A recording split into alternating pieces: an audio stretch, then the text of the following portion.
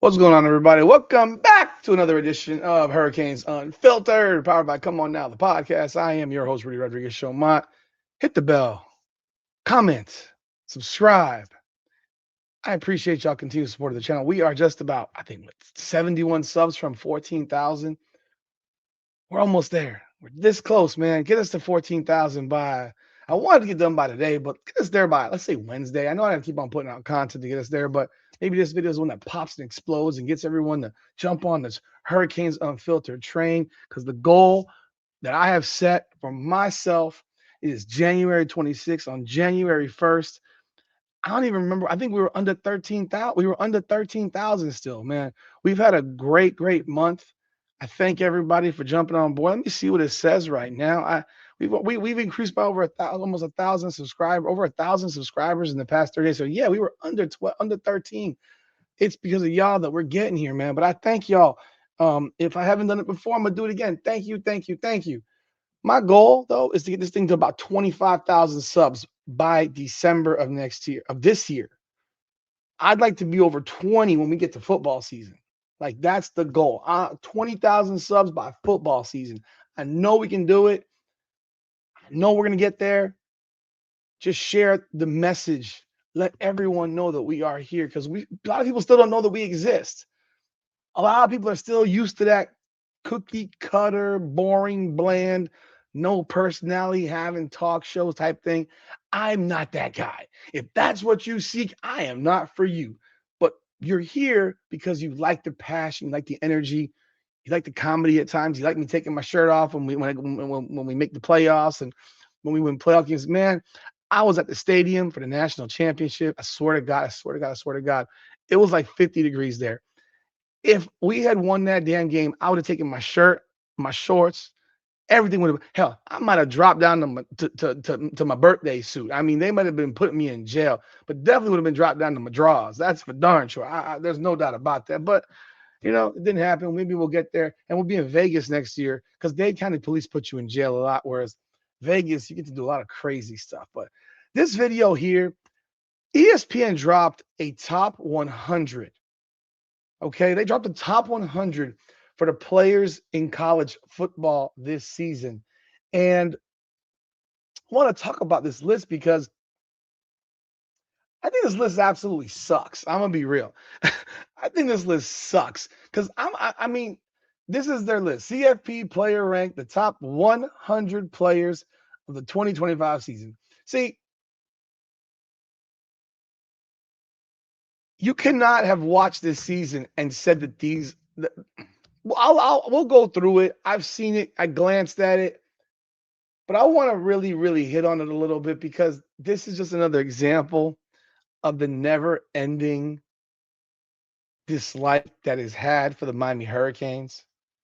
ESPN hates on us, national media hates on us. I mean, we're just used to it, right? We're used to the hate. We're used to the people doubting, not believing, wanting us to lose, all that good stuff. So we're gonna jump in on this list, and y'all let me know y'all thoughts in the comments. I'm gonna obviously give my opinions on it as we go. I'm really going to focus more so on a few on the Hurricane players naturally for starters, but more so there's a couple that I want to hit on that I really want to talk about that I thought were really comedic in nature. So let's take a look at this list right here, and we can jump right on in on it. Let's see here. Let's do this. All right here. Okay. So as you can see, we got this list here. They talk about some stuff that changed for Miami. Miami's playoff run helped boost some of the players for the Miami Hurricanes in this list, on the list. But it was interesting, to say the least. So let's start off with the Miami Hurricanes football players. Let's start off. Mark Fletcher ranked number 75. Now, Mark Fletcher had a monster playoff. I mean, those 4 games that he rushed for almost 500 yards. I mean, look at the fact that he finished with 1192 in yardage and got about 500 yards over a 4-game stretch. Yo, that's impressive, man. I'm sorry. He rushed for 507 yards. I said almost. He rushed for 507 yards. They say here Fletcher was the anchor for Miami Miami early, but a midseason slump seemed to coincide with the Canes' offseason woes. By the time the playoffs arrived, however, Fletcher had grown into a powerhouse over Miami's four postseason games. He rushed for 507 yards, scored three times, and averaged 6.7 yards per carry. For the season, he finished 1,192 rushing yards, the most by a Miami tailback since 2014.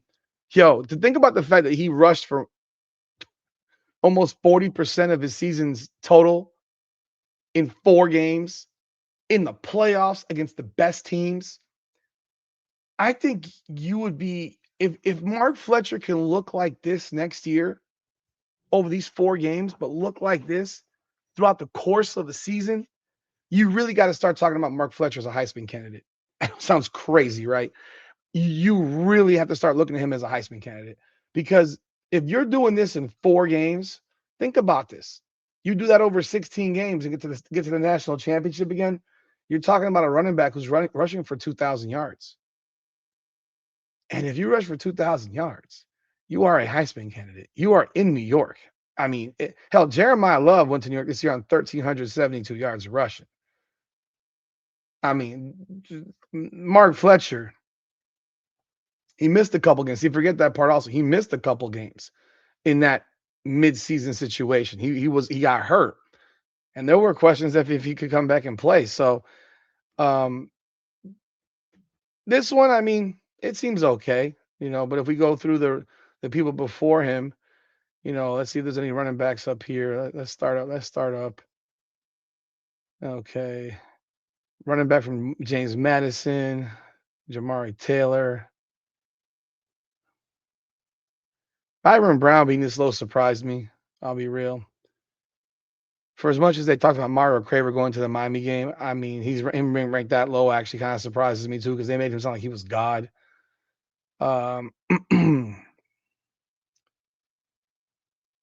Elijah Surratt, for as much as they glazed him going into the Miami game, that's also a surprise to me. So Mark Fletcher right here, he's ranked at number 75. Don't know how I don't know how you determine linemen in comparison to running backs, but they did. So let's continue. We can continue going down this list, and let's just go to the next one. The next one is did I miss it? I did not. Okay. They got Arch Manning at 58 right there. He was the Heisman favorite coming into the season. They got Omar Cooper here at 55. It's funny. They say Surratt's their best receiver, but they got Cooper ranked 21 spots ahead of Surratt. Interesting. They got CJ Carr at 53. They got Carnell Tate at 50. So we got here Carson Beck listed at 49. I want you to see something what's very interesting about this Carson Beck selection. Carson Beck, it says Beck arrived at Miami nursing an injured shoulder and a battered reputation after an inauspicious end to his Georgia career.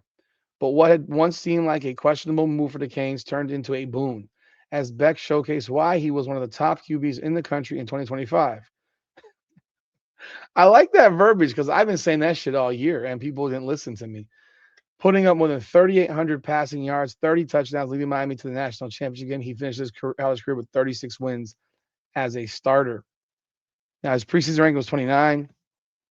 I don't know. I think he was I think he was definitely at least number 29 this year. So I think he's being ranked low, personally. Like the writing does not equate to where you ranked him, honestly. Just my opinion. But if you actually scroll back a little bit, there's somebody here. He's ahead of CJ Carr, who they're calling a Heisman favorite for next year. And ahead of Arch Manning, who was a Heisman favorite starting the season. Interesting, right? They got Darian Mensah at 65, which actually is a little bit lower than I expected him to be. I feel like I missed somebody. I don't know why. Ty Simpson at 47 ahead of Beck is insulting. Like, that's ridiculous. I don't even want to read that. It's just trash. Haynes King at 45 ahead of Beck. Again, not really feeling that one. Not really feeling that one. Okay. Why do I feel like I missed somebody? Okay, there we go. Number 37, Keontae Scott. The playoffs really, I think, elevated Keontae Scott. He is a guy that, got hurt at the end of the year. We were worried if he'd be able to play again. If we hadn't made the playoffs, he would have missed the end of the season. He missed, obviously, the last few games of the year. I don't think he played against Pitt. I don't believe he played against Pitt. Yeah, his first game in the playoffs was against Texas A&M. His first game back was against A&M in the playoffs. So the fact that we finished the way we finished, but he started the season off not ranked, and he finishes the year as number 37 player in the country. And that's why it's really really interesting to me when they talk about draft status and stuff like that, and how he's not looked at as a first round pick. Like this measurable shit where you get treated like a fucking animal. They're measuring your arms and measuring your legs and measuring your hands, all these different things. This dude I don't care what his measurables are. I care what he looks like on a football field. On a football field, he's an absolute monster. He's a demon. And his stock elevated so much at Miami this year. And he had an amazing, amazing season. And his playoffs were freaking awesome. What it says here is the heart and soul of Miami's dominant defense. Scott helped rebuild a secondary that had struggled badly in 2024 into one of the nation's best units in 2025. Despite a late season injury that caused him to miss 2 games, Scott finished with 64 tackles, 5 sacks, 2 interceptions, 8 QB hurries, and 5 pass breakups, showcasing his all-around skill set. His pick six against Ohio State in the Cotton Bowl will be remembered as one of the most impactful plays in recent Miami history. No argument. No argument at all. Continuing on through the list, you've got this is where I'm a little bit irritated. This is where I get irritated. Akeem Mesidor, defensive end, number 28. Finished with 63 total tackles, 17 TFLs, 12 and a half sacks. This year, when the season started, he was not ranked. So now he's used again a top 30 player, which makes you a first round draft pick. This is what's crazy to me. If there are juniors and freshmen and freshmen, sophomores, and juniors that are on this list, how is Akeem Mesidor not a first round pick? I don't understand that. I watched this guy play. He's a baller. He's a gamer. Passion, man. He's so good. A perfect partner on the edge for Ruben Bain Jr. Mesidor racked up a team-leading 12 and a half sacks, tied for third most nationally for Miami this season, and he was just as disruptive against the run, racking up 11 stuffs on run plays at or behind the line of scrimmage. Mesidor had 5.5 sacks and 23 tackles in the postseason. That's ridiculous for a defensive lineman. The tackles, particularly, the man's averaging almost 6 tackles a game as a defensive lineman, blossoming from Bain's sidekick to a projected first-round draft pick. Now, I've yet to find a mock draft that has him in the top 30. Maybe there are some now, but I don't see how Akeem Mesidor is not a first-round draft pick. It just blows me away. Then you got it's very interesting to see these different DBs that are ahead of Keontae Scott, but this one's ridiculous. Number 26 is Malachi Tony. Throw your fucking list in the trash can. Throw your fucking list in the trash can. How in the world is Malachi Tony number 26 in the nation? Like you gotta be kidding me. Like you've got to be kidding me. This guy is one of the 2, 3, or 4 best playmakers in America. I have said it already on record multiple times. Malachi Tony is the best all-around college football player in the country. All-around college football player in the country. He is the best. I had Indiana fans that told me on the way out of the national championship game that Malachi Tony is the best college football player in the country. And this is a team that had the Heisman Trophy winner. It's utterly preposterous that a guy who, as a freshman, finishes second all-time in catches by a freshman at 109, had 10 catches in the national championship, finishes with 1,211 yards receiving, 13 touchdowns, played quarterback, played running back, returned punts, blocks like a savage. He's the best blocking wide receiver in the nation. I don't even have to see anybody else because I've watched him. And I see what he does. I don't need to see anybody else. If I can see that, I'm like, this guy blocks harder than any receivers don't block like this dude. It's crazy, right? So I think this is insulting. It says Tony reclass, and the fact that he reclassified, he should be in high school still, is even more ridiculous. So Tony reclassified coming out of high school and arrived at Miami as a 17-year-old freshman with lots of potential but an undefined role. It didn't take long for the Canes to realize they had a superstar. Tony announced his presence in the opener with 6 catches for 82 yards and a score against Notre Dame. And his impact only grew from there, lining up at QB, tailback, slot, out wide, as well as returning punts. Tony finished the year with 1,622 all-purpose yards, 13 total touchdowns, including 2 throwing and 1 rushing, and more than 1,200 yards receiving. Like, that is what I'm talking about when I say the best football player in the country. He is the best all-around football player in the country. He does more than anybody else. And you got him at number 26? He led the country in receiving catches. Number 26? You got me messed up. Dante Moore. Dante Moore ain't better than Carson Beck. Julian Sane, we played him. He's good, but come on. He's 26 spots ahead of Carson Beck. Casey Concepcion, throw this shit away. This dude is not better than Malachi Tony. He was not better than Malachi Tony this year. You want your top 100 players, and you have a dude that had 55, 60 catches ahead of a guy who had 109 catches? You can't be serious. Like, this is where you can't take shit for real. Like, it's almost like, what is this shit? What is this? How you figure? He's a great player. He finished with 61 catches for 919 yards and 6 touchdowns. And you got him at number 21? Ahead of Mally? I got a hard time believing that if Malachi Tony could turn pro right now, he wouldn't be a top 10 pick. Like, I have a hard time believing that if Malachi Tony could turn pro right now, that he wouldn't be a top 10 pick because he is just that fucking special. I have a hard time buying it. Maybe someone can convince me differently, but I have a hard time buying that dude's not a top 10 pick this year. Casey Concepcion, I don't think he's a first-round pick. It's just my opinion. He's a great player, but he's good. He's good. Maybe you can say great, but he won better than Malachi Tony this year.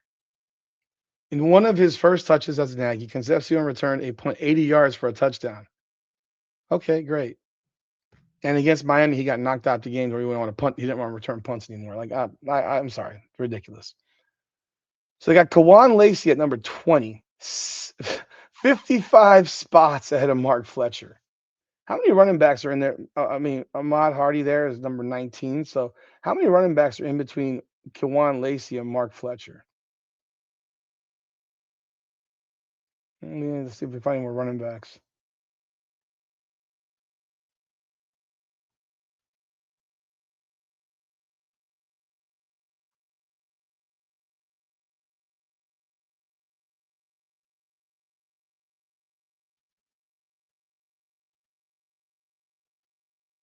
By the way, Carnell Tate projected as a top 10 pick this year, and he's 50th, and Mally's 26th.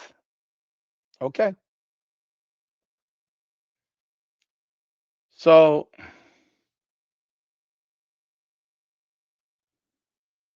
wow. There is not one single running back between Mark Fletcher and Kawan Lacey. That's wild. That's kind of wild if you're honest. It's Mark Fletcher then Kawan Lacey. Okay. That's nuts. They're 55 spots apart. No, I'm sorry. Here we go. Sam Cook out of Jacksonville State. Come on, dude. Come on, dude. You got a guy from Jacksonville State ranked ahead of Mark Fletcher. God. Stop. Yeah. Okay. All right, let's go, Ahmad Hardy.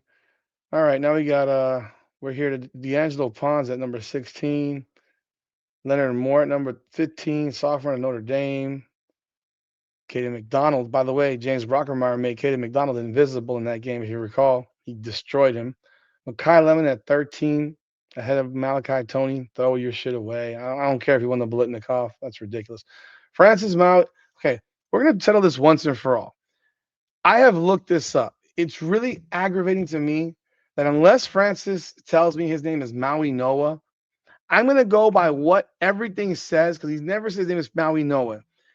Americans changed it from a G to an N because they're too lazy to say Maui Ngoa. And that's how it's pronounced for everything I've looked up. It's Maui Ngoa. I know there's no N. I know there's a G. I know the G is supposed to be silent. According to some people, it's not. I've looked this up. So unless CC says something differently to me, I'm gonna go with what I've read is Francis Maui Ngoa. Okay. So Francis, number 12 in the country, offensive tackle, 2 sacks allowed, 44 in career starts. He started off the year as 24. Now he finishes at 12. He arrived as one of Coach Cristobal's early gems on the recruiting trail, a five-star prospect who started every game of his college career. In 2025, he finished with the third lowest pressure rate allowed among tackles. Malingoa had just 13 total blown blocks on 953 snaps, paving the way for a Miami offense that marched to the national championship game, where Fletcher ran 57 yards on the right side, sprung by Malingoa versus Indiana. I will say this. He, along with Ruben Bain, I have this feeling, and I'm going to feel so bad about it because I just have this feeling it's going to happen. It's good for us, but it's horrible for them. It's like that remembering of when, Santana Moss, is in the Sugar Bowl and we get screwed out of playing for the national championship in 2000. And you got a guy like Santana Moss who really was the resurgence of the program. He brought it back and he doesn't get to enjoy the fruits of his labor. He doesn't get to enjoy the spoils of winning a national championship because we won the thing the next year.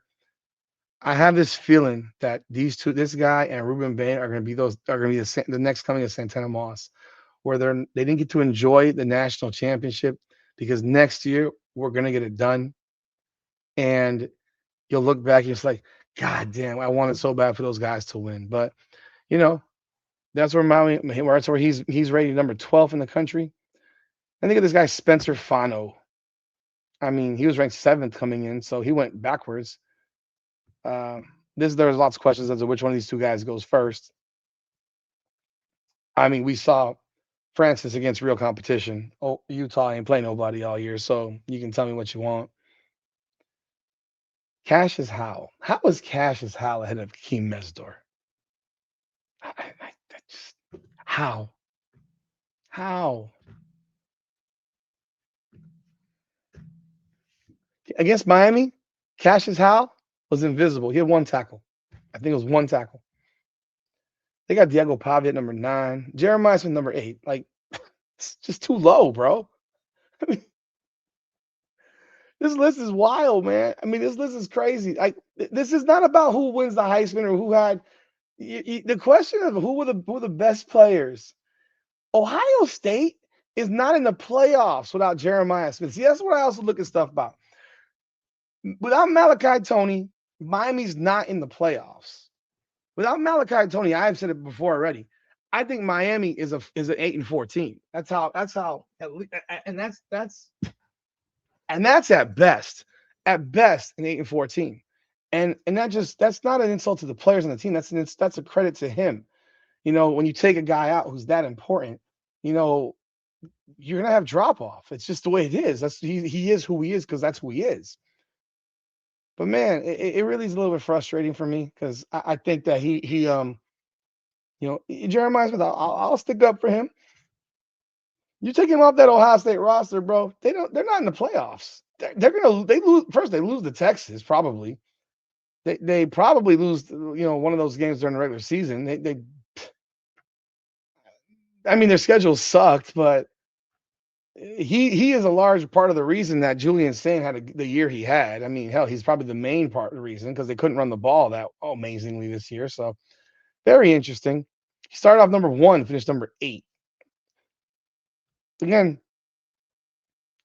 it's their list. Trinidad Chambliss number 7. Jeremiah Love number 6. Reminder: Miami shut Jeremiah Love down. Just a reminder. Number 5, Caleb Downs. Hey, he's great. I like Caleb Downs. He started off at number 3, finished 5. Jacob Rodriguez, linebacker out of Texas Tech, is number 4.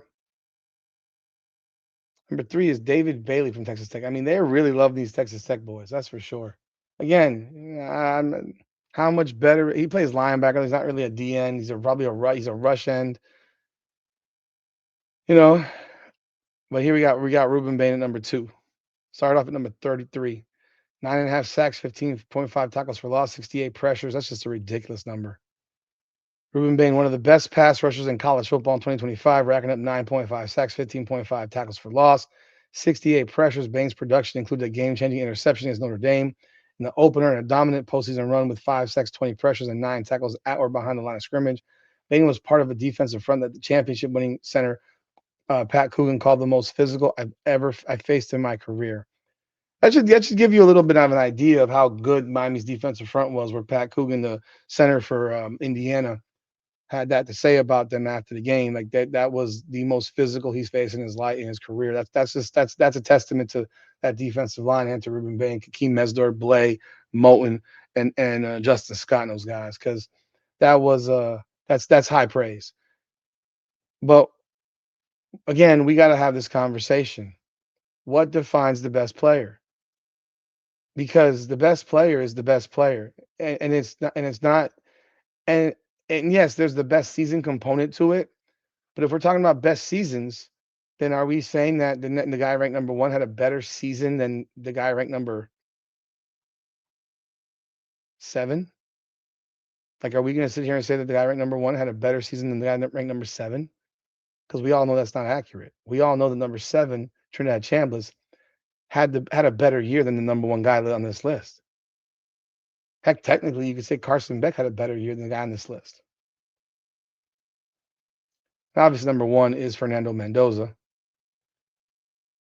Again, all the credit in the world, but he wasn't the best player in the country. He wasn't. He wasn't. We have to stop the charade, stop the narrative. He had a good year. He was in the right situation. Congratulations. He won the national championship. Well deserved. I give him all the credit in the world, all the praise in the world.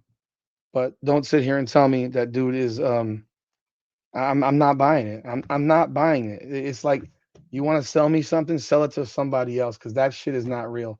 You're not going to tell me that this dude is better. You're not going to tell me that this dude is better than Bain. You're not going to tell me that, because he wasn't even the reason. I mean, I'm gonna be real. He wasn't the reason they won. Without the running attack, they're not. He doesn't even have a season anywhere near what he finished with. All that other stuff is, take away that running game. You got the guy at Cal. Like, you guys didn't watch him at Cal. He was that's the guy at Cal, bro. Like, we got to stop this shit. It's so ridiculous. It gets so annoying and tiring. Number 1, I don't agree. I don't agree at all. But I want you to, so what you see, we have, who we got in this list. We got 5 dudes in this list. I want to know why Jacoby Thomas ain't on this list. I'm gonna be real. Why isn't Jacoby Thomas on this list? He was sensational this year. I think Beck's insulted. I think it's insulting. Here's what I want to show you.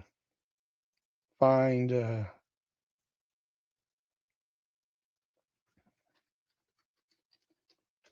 know who wasn't on that list? You know who didn't make this list? Gunnar Stockton didn't make this list. Gunnar Stockton did not make this list.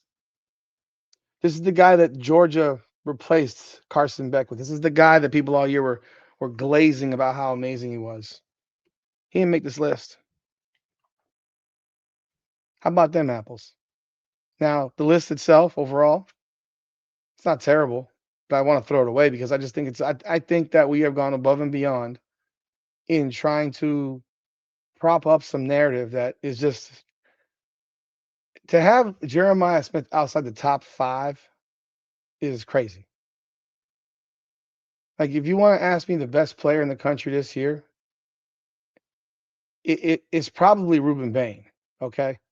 And you could argue against it. Everything's arguable because he did have a stretch where he wasn't great. I mean, he commanded more attention than anybody on the planet, but there was a little stretch where he wasn't all that great.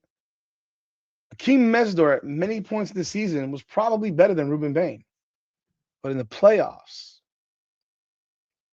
in that final stretch from Virginia Tech, Pitt, in the playoffs, Ruben Bain was on a different level. He was on a different level from everybody else. Like it was just, it's Ruben Bain, and then there's everybody else.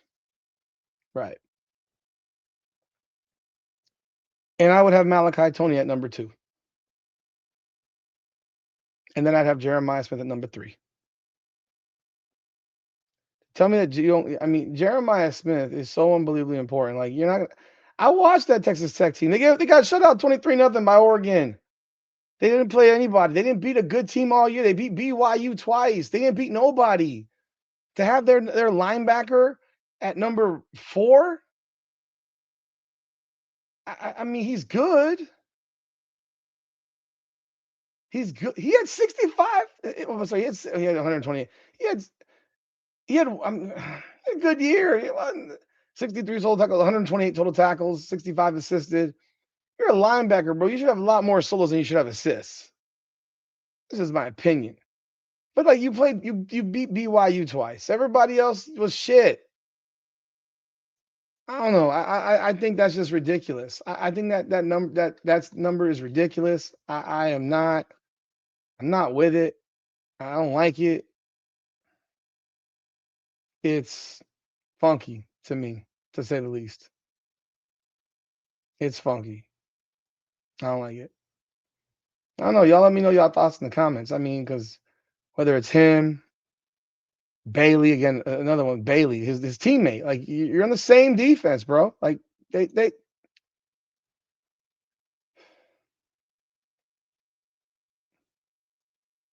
very odd. Cassius Howell ahead of, I mean, hey man, y'all let me know y'all thoughts. I love to hear what you guys say.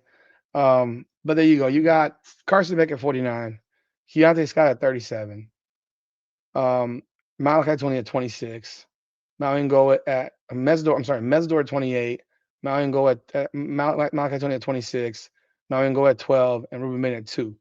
We got 6 of the top 100 players according to ESPN, but not in an order that I agree with. But yeah, y'all let me know y'all thoughts in the comments. Hit that like button and subscribe to the channel. It's Hurricanes Unfiltered, powered by Come On Now, the podcast. Come on now.